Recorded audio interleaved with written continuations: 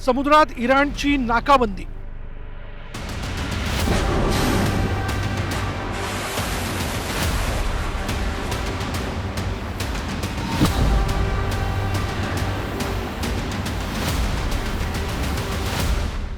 Iran विरोधात अमेरिकेनं सोडलं त्रिशूल।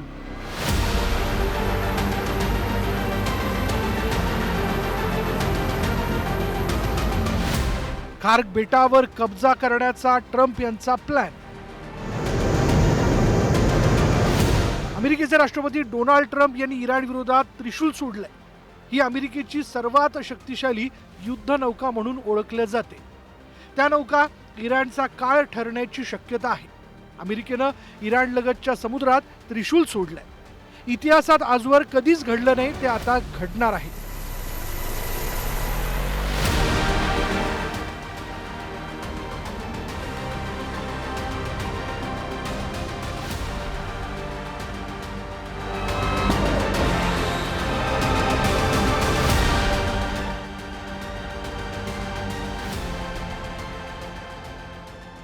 अमेरिकेनं इराण विरोधात आपली सगळी सैन्य शक्ती पणाला लावली आहे। आता हे युद्ध आमने सामने होणार आहे, तसंच त्याची तीव्रताही वाढणार आहे, कारण या तिन्ही युद्धनौका अत्यंत शक्तिशाली आहेत। अमेरिकेच्या या नव्या प्लॅन मागचा उद्देश काय ते पहा।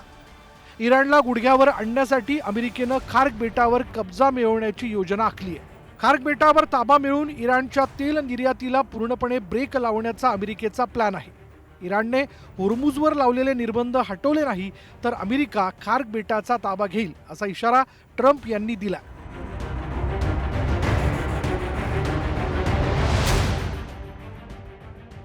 अमेरिकेच्या सैन्यानं इराणच्या खार्क बेटावर अचूक हल्ले केलेत, पण इराण खार्क बेटावरील आपला इंधन साठा वाचवण्यात यशस्वी झाला। भविष्यात तडजोड करण्यासाठी इराणनं ही चाल खेळली आहे।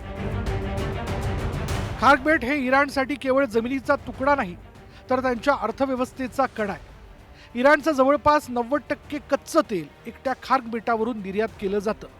त्यात चीनमध्येही मोठ्या प्रमाणात इथून इंधनाची निर्यात केली जाते।